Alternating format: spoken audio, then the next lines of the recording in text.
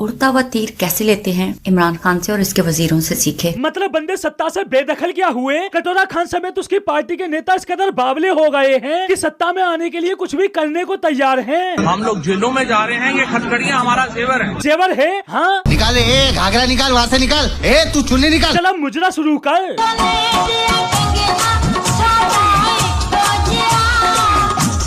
मजा आया भाई फवाद चौधरी को इस बात का दुख नहीं कि उसे गिरफ्तार करके जेल में डाल दिया गया है, वो तो इस बात से परेशान है कि उसकी बीवी घर पर अकेली है और इमरान खान उसके लगातार संपर्क में है। खान साहब ने उन्होंने अपने पर्सनल नंबर से मुझे कॉल की और उन्होंने हौसला अफजाई की है कि आप परेशान बिल्कुल ना होए, आपके साथ में खड़ा हूँ, मेरा नंबर आपके पास है। और उधर ठरकी कटोरा खान फवाद चौधरी की बीवी से, जब तुम थक जाओगी ना तो फिर मैं पीछे डालूंगा। भाई कुछ दिन और रुको। जैसे कटोरा खान की आयला मलिक के साथ ऑडियो लीक हुई थी, वैसे ही फवाद चौधरी की बीवी के साथ वीडियो लीक होंगी और फवाद चौधरी ये चिल्लाता हुआ नजर आएगा, जुल्म हो गया, लुट गए, मर गए, बर्बाद हो गए। भाई इस बंदे ने सत्ता में रहते हुए बकचोदी भी बड़ी फैलाई हुई थी। शायद ही इसकी कोई स्पीच होगी जिसमें इसने इंडिया के खिलाफ जहर ना उगला हो। हमें अगर आप अमन चाहते हैं, हम अमन के लिए खड़े हैं। अगर आप जंग चाहते हैं, हम जंग के लिए खड़े हैं। हम तो गांव चाहते हैं, खड़ा हो अब बोल। मतलब एक तरफ बंदों की हिंदुस्तान से फटती भी है और दूसरी तरफ मुंह से बतासे भी फोड़ेंगे। हमारी फौज ने जो मिसालें कायम की हैं, वो पूरी दुनिया उनको जानती है। और जो दुनिया जानती है, इसकी वो दुनिया कौन सी है? ये हम सारे इस वक्त ये दुनिया यहाँ पे खड़ी है। भाई बस यही है इस पेटू की 10-20 लोगों की दुनिया जो पाकिस्तानी फौज की मिसालें जानती है। बाकी असल दुनिया की नजरों में इनकी फौज की औकात।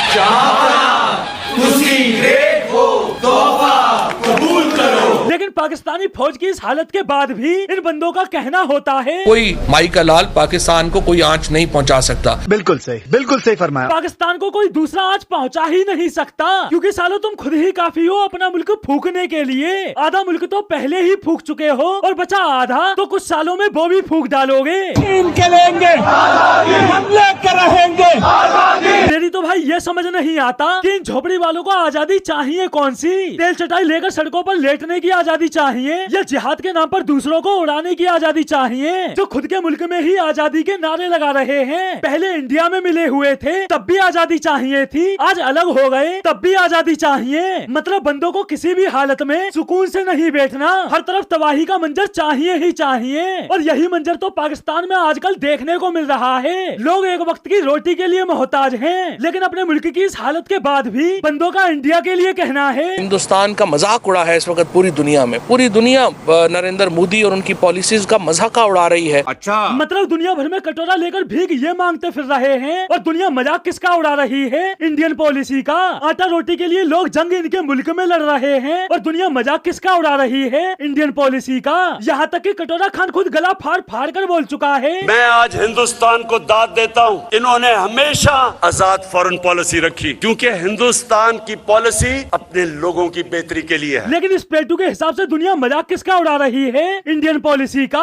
समझा मेरे को? अरे तेरी बहन का पेटू मारूं, सत्ता में रहते हुए तो खुद का पूरा मुल्क बेच खाया और यहाँ इंडिया पर ज्ञान पेल कर दिखा रहा है। और भाई इस पेटू का ख्वाब तो देखो जो इसने सत्ता में रहते हुए पाकिस्तानी आवाम को दिखाया था। 2022 में पहला पाकिस्तानी जो है वो स्पेस में जाएगा। पहुँच गए स्पेस में, अब जमीन पर आ जाओ। 2023 आ गया, सालो तुम बस खुद को उड़ाकर 72 हुरों के पास ही जा सकते। स्पेस में जाना तुम्हारे बस का नहीं, इसलिए अपनी औकात में रहकर मुंह खोला करो। ज्यादा चपड़ चपड़ किए तो मुंह में छाता घुसड़ दूंगा और खोलूंगा भी, समझ गए? मतलब इस पेटू को खुद के मुल्क के लिए तो कुछ करना धरना नहीं, लेकिन इंडिया पर बकचोदी कितनी भी करवा लो। बंदा 3 साल साइंस एंड टेक्नोलॉजी मिनिस्टर रहा, लेकिन साइंस एंड टेक्नोलॉजी के नाम पर बंदे ने बनाया क्या?